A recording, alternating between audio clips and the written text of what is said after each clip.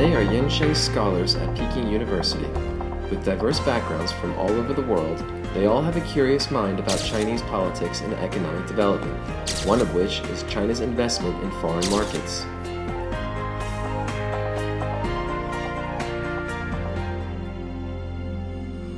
Driven by the reform and opening up policy, China has actively expanded its overseas footprint in recent years and explored investment opportunities in many countries. In the process, China has seen an outstanding increase in its investment in African countries, being the largest trading partner of Africa. This is because there's so much room for investment, and the young people in these countries, in Nigeria, there are almost 200 million people.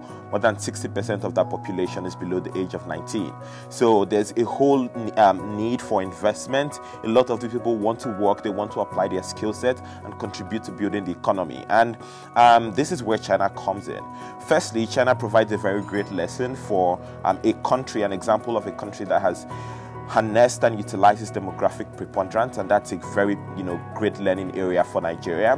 But secondly, China provides the financing, the capital for a lot of the projects. So currently in Nigeria, in the past 20 years, for example, there's been more than 60 identified development finance investment projects going on in Nigeria. The Chinese Civil Engineering Construction Company handles a whole lot of the projects. So for the past 4 years, there's been constructions of rail lines, the single largest rail line connection in Nigeria that connects the north and the south, and that's financed and backed by the Chinese. So beyond financing, even the manpower. So my take on this is there's a very great opportunity for collaboration between China and Nigeria. I have friends who work for Huawei in Nigeria. So I think Huawei came to Nigeria, 10 years ago or something.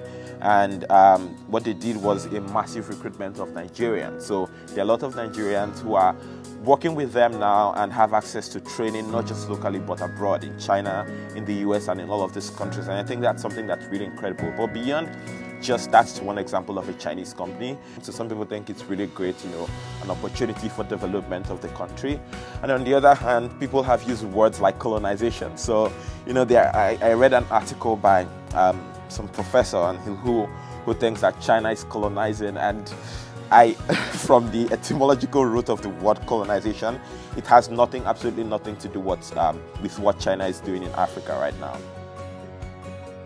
The reality of the situation is that Africa needs money and they need investment in order to pursue their development strategies. So the situation is beneficial for both China and for Africa. I think in terms of development aid, like the history of development aid and the types of attachments that came with it, the IMF and the World Bank and that type of thing.